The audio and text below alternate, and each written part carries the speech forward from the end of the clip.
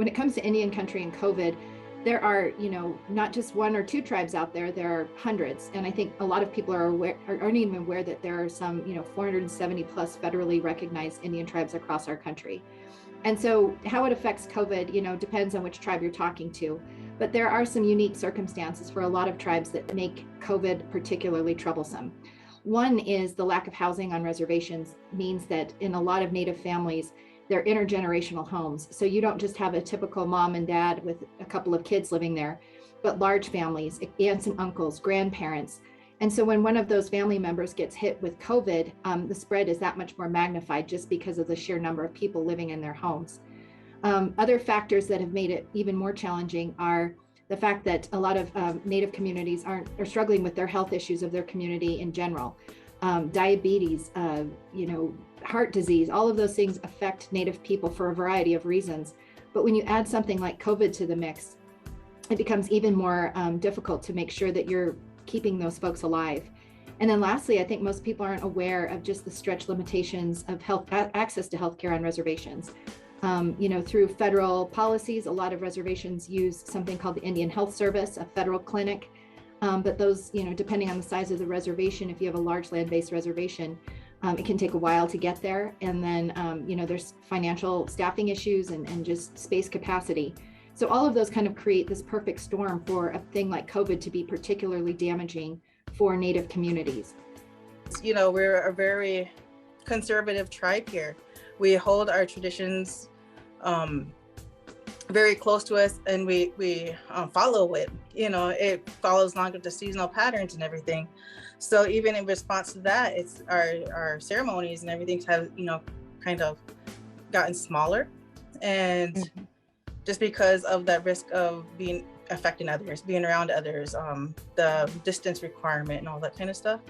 But overall, I think the issues that we have with the COVID-19 response, it's been very good. People are they're following, the direction of our health director, of our tribal leadership in that sense.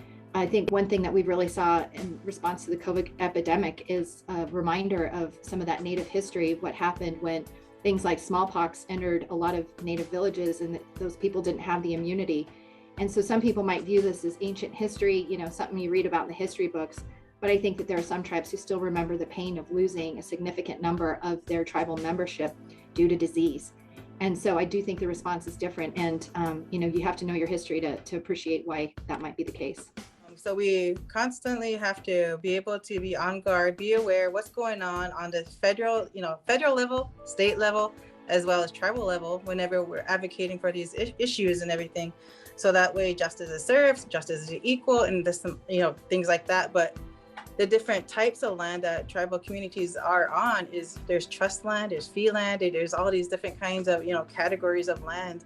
So whenever jurisdiction is, looked into, they have to go back into the history of the land itself. So Native people occupy this kind of unique status where we are our own political entity, but we can also be recognized and protected under the law as a racial minority. But we see, nowadays it's not so much an overt disenfranchisement.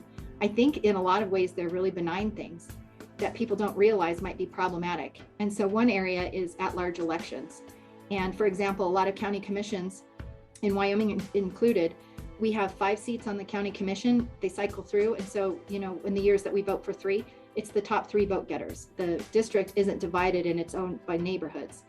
And so those are called single member districts. Well, in 2005, the Northern Arapaho and Eastern Shoshone said, well, with these at-large districts, 3 in Fremont County where they live, we never get Native American representation in the Fremont County Commission.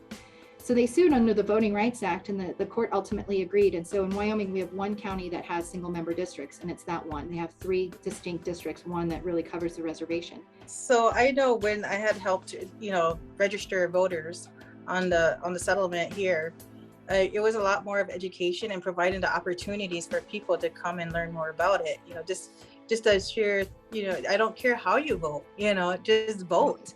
Because these laws affect our people some way or another. We're not on the reservation or on the settlement 100% of our times. Once we stop, cross that boundary, we're under state law. Be aware of what's going on at the state level. When I first was elected, I was shocked at the number of students in particular that came from Wyoming's Wind River Reservation to watch the legislature, that wanted to meet me, that wanted to shake my hand and get their picture taken. And you start realizing that the significance of these positions is much greater than anything you could ever imagine. And so when Secretary Haaland was tapped to serve, I knew it was a big deal for Indian country, because for so long, Native people don't see themselves represented in government. And so her appointment to that post has been wildly symbolic. And I can only imagine how excited people are when she comes and visits their home states and their tribes.